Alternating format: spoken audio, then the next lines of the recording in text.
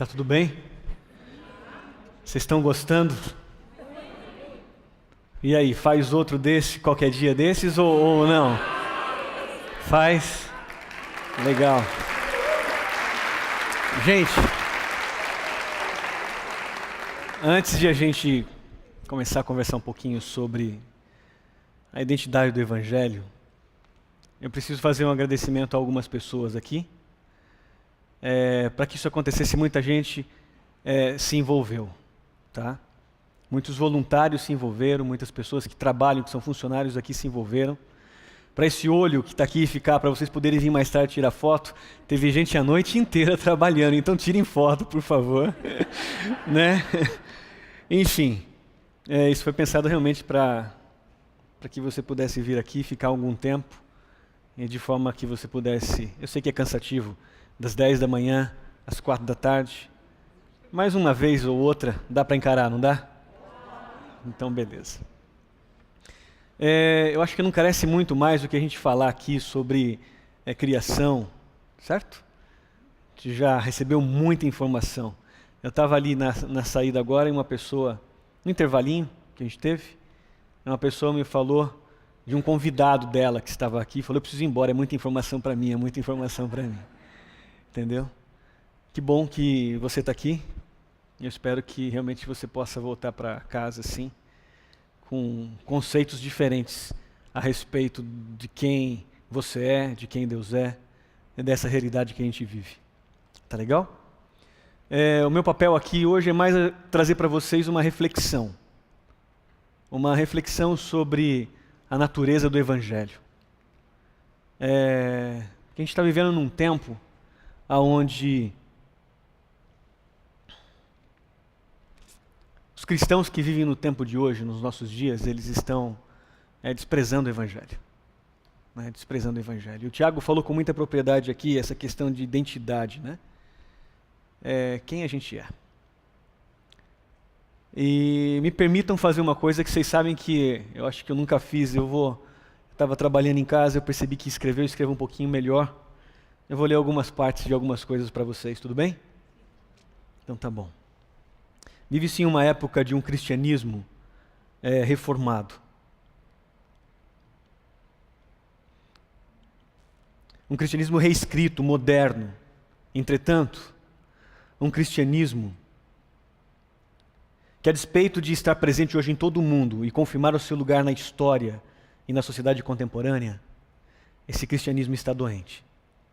E diante desse fato, nós não podemos nos calar.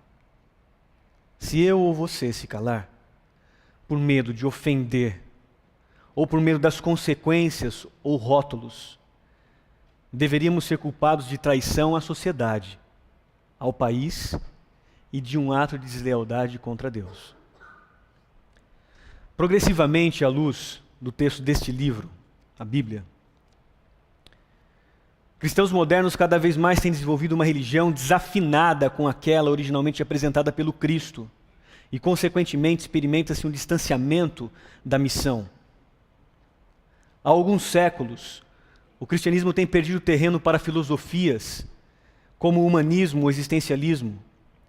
Busca-se o conhecimento e a informação a respeito da religião e de Deus, mas poucos efetivamente buscam transformar esse conhecimento em uma experiência pessoal, capaz de motivar ou proporcionar uma mudança também naqueles que estão ao redor e, consequentemente, na sociedade. Gasta-se grande quantidade de tempo e energia, dinheiro em certas questões religiosas que, mesmo que essas venham a prevalecer na atual sociedade contemporânea, não vão fazer diferença a ponto de reverter a tendência da crescente irrelevância do cristianismo moderno em todo o mundo. No Ocidente, o cristianismo vem progressivamente sendo substituído por um outro referencial religioso, que se apropria indevidamente do Evangelho, criando algo novo, algo que se parece com o Evangelho, mas que em essência não é o Evangelho. E nesse sentido, cada vez mais pessoas tornam-se evangélicas. Outros ainda defendem unicamente as bandeiras de suas instituições religiosas e não percebem que a essência da mensagem do Evangelho consiste em uma questão de identidade com Cristo. E essa é a mensagem que apresenta o fato de que os seguidores do Cristo, os seus discípulos, necessariamente precisam possuir a mesma compreensão da realidade que o seu mestre, os mesmos valores e conceitos. Elementos esses que, quando honestamente experimentados, levam homens e mulheres a uma condição singular de identidade e, consequentemente, a expansão do reino de Deus sobre a terra, num cumprimento pleno da missão deixada pelo Cristo aos seus discípulos. Entretanto, muitos modernos cristãos, mesmo frequentando suas igrejas e envolvidos em atividades religiosas diversas, frequentemente desprezam as declarações, instruções e o exemplo deixado pelo Mestre, e assim se tornam irrelevantes para a sociedade. Irrelevância. É isso que o cristianismo é para a grande maioria daqueles aos quais os cristãos foram enviados a proclamar a mensagem contida no Evangelho. Irrelevância, fruto ou do fanatismo religioso, causado pela ausência de discernimento somada a um excessivo espírito crítico, ou da superficialidade, resultado de uma religião fideísta e ausente do conhecimento e de Deus. Em outras palavras, a irrelevância do cristianismo é consequência de uma ausência de identidade, e nesse sentido a declaração, que mesmo considerando a sua natureza simbólica, conecta a mensagem contida no Evangelho com a missão e, consequentemente, com a identidade daqueles que foram incumbidos de entregar essa mensagem. Uma informação que diz que mensageiros ou um anjo voava pelo céu e tinha o Evangelho eterno para proclamar aos que habitam na terra, a toda nação, tribo, língua e povo. Ele disse em alta voz: temam a Deus e glorifiquem-no, pois chegou a hora do seu juízo, e adorem aquele que fez os céus, a terra, o mar e as fontes das águas.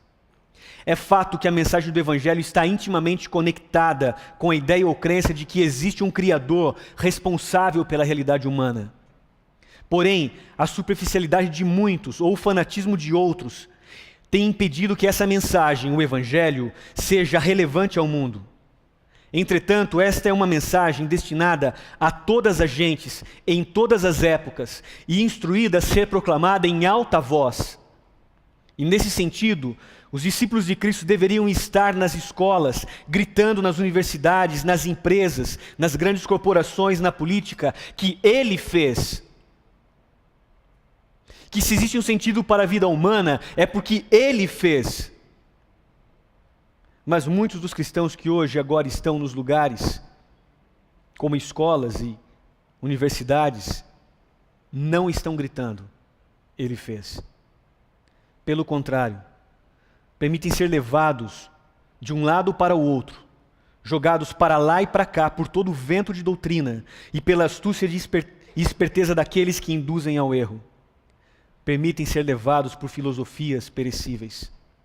E essa é uma realidade que não é nova. É uma realidade que foi experimentada pelos primeiros cristãos e alertada pelo homem que naquele tempo compreendeu em plenitude a mensagem do Evangelho. Paulo, o apóstolo, diz o seguinte: pois desde a criação do mundo, os atributos invisíveis de Deus, seu eterno poder, sua natureza divina, têm sido vistos claramente, sendo compreendido por meio de coisas criadas, de forma que tais homens são indesculpáveis, porque obtendo conhecimento sobre Deus, o desprezaram, e os seus pensamentos tornaram-se fúteis, e os seus corações insensatos se obscureceram. Será que essa declaração é aplicável só àquele tempo? Será que hoje é diferente? Entretanto, a mensagem desse Evangelho eterno também fala de juízo. Um conceito relacionado às responsabilidades, ao fato de que cada ato ou palavra pronunciada produzem consequências das quais ninguém pode fugir ou se esconder. E esta é uma mensagem simples. Basta olhar ao redor para o caos social, para as crises nacionais e internacionais, para as relações de poder entre as nações, para as relações de comportamento humano nas relações interpessoais, para que você perceba isso. Você aceite ou não, o fato é que o testemunho que damos a respeito de nossas convicções, através de atos e palavras, em maior ou menor grau, sempre afetam a coletividade. E nesse sentido, todos são responsabilizados. E talvez nesse ponto, homens cristãos e mulheres cristãs deveriam ouvir as palavras do Cristo ao declarar: amem o seu próximo como a si mesmo. E assim talvez os cristãos deixassem de ser irrelevantes. De maneira ampla, a humanidade já deu evidências suficientes, e ainda dará outras, de que não se importam com as consequências. Em nome do progresso e do desenvolvimento, se produz opressão e morte, busca-se a cura para enfermidades, mas surgem novas doenças. Busca-se novas tecnologias para melhorar a qualidade de vida, mas novas armas mortais são produzidas. Busca-se estabilidade econômica e cada vez mais pessoas passam fome. Promove-se a segurança e novas formas de terrorismo aparecem. Em outras palavras, qualquer que seja o caminho escolhido pela humanidade, o destino final sempre será opressão, sofrimento e morte. E nesse sentido amplo, ninguém escapará das consequências. Basta olhar atentamente ao redor para se perceber um mundo sem esperança, com uma gente incapaz de resolver seus próprios problemas, um mundo caminhando para o inevitável, a extinção. E esse é o motivo pelo qual as Escrituras, sempre que tratam da temática do juízo, a conecta à temática da salvação. A humanidade necessita ser salva dela mesma, necessita de socorro, necessita ser liberta das consequências de suas próprias escolhas, de suas próprias ações. E nesse sentido, é que se deve compreender as palavras ditas pelo Cristo a seus discípulos: voltarei e os levarei para mim, para que vocês estejam onde eu estiver. Ou ainda, eu vim para que tenham vida e a tenham plenamente. Ou ainda, eu sou. Essas declarações revelam o desejo de um Deus em libertar o sofredor e o oprimido do inevitável. E nesse sentido, o retorno de Jesus não é apenas a esperança de uma promessa a ser cumprida, mas uma necessidade, a única alternativa de sobrevivência para a humanidade. E aqui está o conceito do juízo. Somente aqueles que compreendem de maneira profunda o estado da realidade na qual Ele próprio e todos se encontram. Somente aqueles que entendem a relação entre responsabilidade e consequências de atos e palavras. Somente aqueles que reconhecem sua insignificância e a necessidade de ajuda, a necessidade de um Salvador. Somente aqueles que desejam o reino de Deus ao invés do reino dos homens é que estarão habilitados a um novo mundo, recriado em uma nova era, restaurada pelo Criador. Porque esta ordem mundial irá passar. E isso é um fato, e que não depende de você acreditar ou não, porque Ele vem. O Criador vem. Aquele que tornou possível a realidade humana, Ele mesmo declara: eis que venho em breve, e a minha recompensa está comigo. E esta continua sendo a mensagem básica do Evangelho. Ele vem. Entretanto, nunca, em alguma época da história do cristianismo, os cristãos estiveram tão desinteressados no retorno do Criador como nos dias atuais. E este é um fenômeno que foi predito por Pedro, o discípulo de Jesus, aquele que o próprio Cristo incumbiu pessoalmente de proclamar a mensagem do Evangelho àquela geração. Pedro diz: antes de tudo, saibam que nos últimos dias surgirão escarnecedores, zombando e seguindo suas próprias paixões. Eles dirão: o que houve com a promessa da sua vinda? Desde que os antepassados morreram, tudo continua como desde o princípio da criação. Pedro, esse discípulo, em seu tempo conseguiu enxergar um futuro triste para a humanidade. Um tempo onde se questionaria a promessa do retorno do Criador, e esse tempo já é passado, porque hoje o que se questiona é a existência de um Criador. E talvez, por isso, esse tema seja o centro da mensagem do Evangelho Eterno. Uma mensagem que apela a uma reflexão. E, claro, consequentemente, a um arrependimento. Isso mesmo, arrependimento. Essa é uma palavra desgastada. Mas é um conceito que expressa em sua essência uma ideia de mudança. E este é o sentido do qual a mensagem do Evangelho deve ser compreendida. É uma mensagem que apresenta a necessidade de uma mudança em nível psicológico, de valores e crenças, capaz de produzir um retorno àquilo que é eterno, um retorno para Deus, um retorno para as nossas origens. E nesse ponto que se pode compreender as palavras de Paulo à igreja de Roma quando declara: não se moldem ao padrão deste mundo, mas transformem-se pela renovação da sua mente. Palavras que expressam um clamor de um pai que grita desesperadamente a seus filhos para que esses retrocedam e não sofram e não encontrem um fim sem esperança.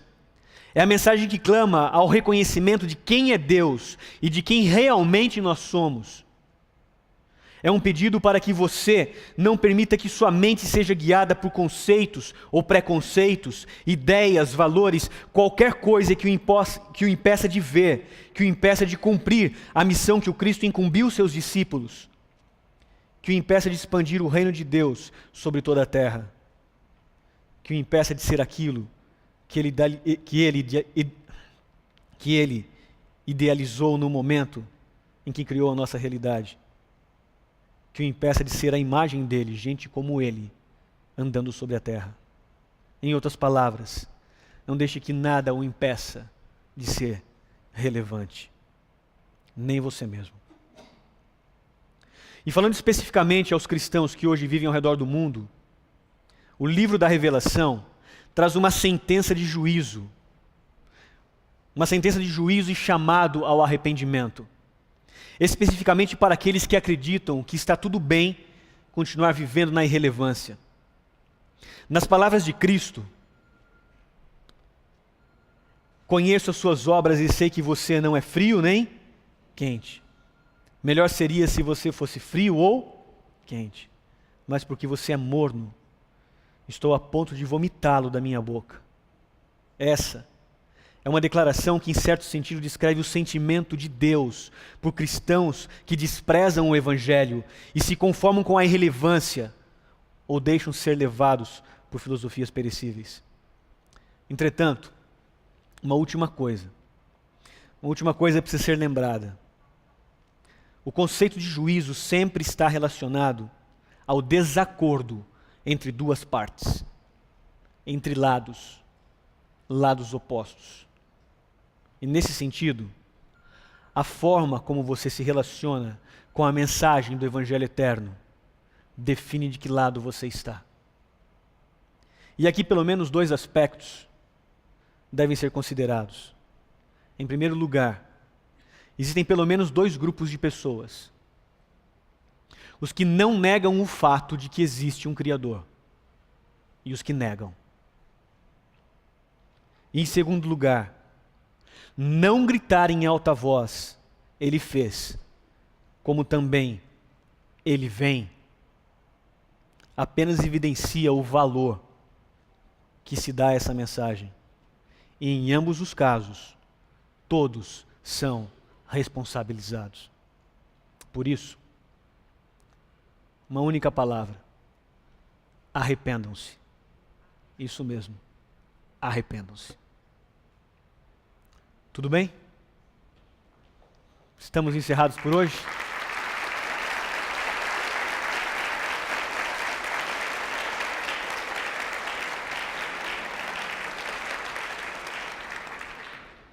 eu queria aproveitar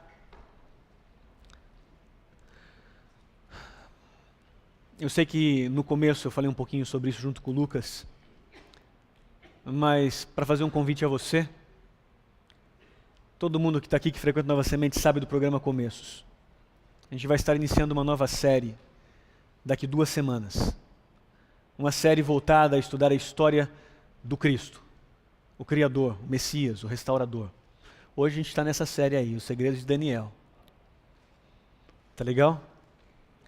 A história do Cristo. E eu queria que você fizesse planos para poder participar desse programa com a gente.